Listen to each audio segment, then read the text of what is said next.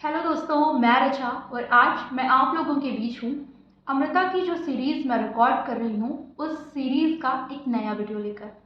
हमेशा की तरह ये किस्सा भी अनकहा अनसुना होगा। उन लोगों के लिए अनकहा अनसुना नहीं होगा जिन्होंने अमृता की आत्मकथा रसीदी टिकट को पढ़ा है। फिर भी कई बार बहुत सारे किस्से ऐसे होते हैं जो लिखे जा चुके होते हैं, फिर भी वो कहीं ना कहीं अनसुने अनकहे रह जाते हैं। आज ऐसा ही एक किस्सा लेकर मैं आप लोगों के बीच हूँ।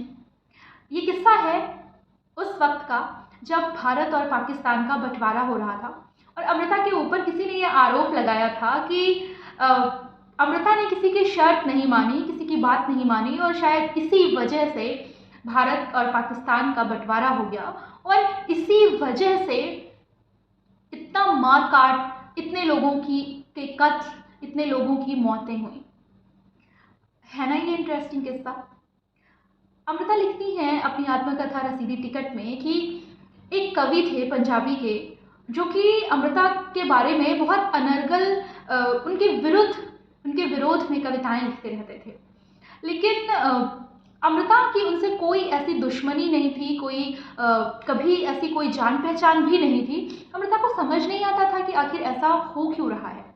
अमृता एक बार बीमार हुई और वो कवि किसी संपादक को साथ लेकर अमृता से हाल चाल जानने के लिए मिलने आए। अमृता ने उनसे बात की और सामान्य सी बातचीत के बाद वो फिर चले गए। और अमृता ने कुछ दिनों बाद एक पत्र में कविता पढ़ी जो कि उन कवि के द्वारा लिखी गई थी और उस कविता को एक प्रेम कविता के तौर पर उन्होंने छपवाया था और उसके नीचे जो तारीख पड़ी थी वो वही तारीख थी जिस दिन वो अमृता से मिलने उनके घर गए हुए थे। अमृता इस तरह की पहचान से न जाने क्यों ऊबने लगी थी।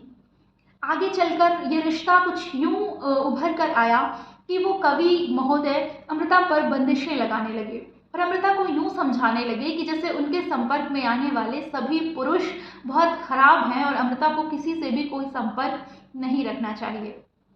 इस तरीके का लगातार एक दबाव और पोजीशन अमृता के लिए परेशानी का सबब बनता जा रहा था।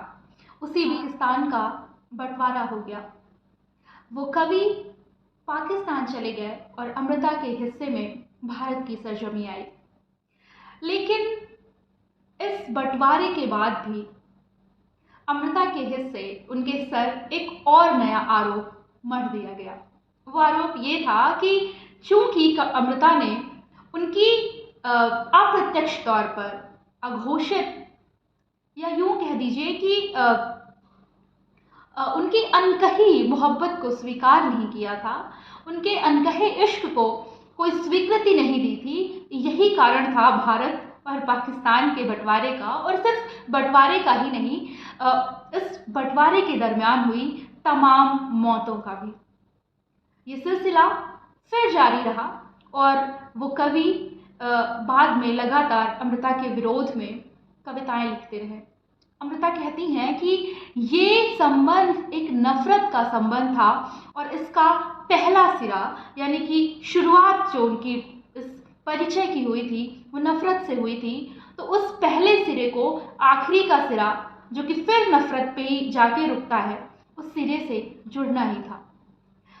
ये किस्सा आज रिकॉर्ड करते हुए मैं इसलिए भी थोड़ा उत्सुक थी क्योंकि मैं ऐसे तमाम किस्से हम औरतों, हम स्त्रियों के जीवन में घटते देखते हैं। जब ऐसे बहुत सारे पुरुष हमारे आसपास होते हैं, वो किसी भी रूप में हो सकते हैं, दोस्त या किसी भी अन्य रिश्ते में बंधे हुए, जो हमारे करीब होते हैं और हमारे ऊपर ऐसी तमाम बंदिशें लगाना चाहते हैं।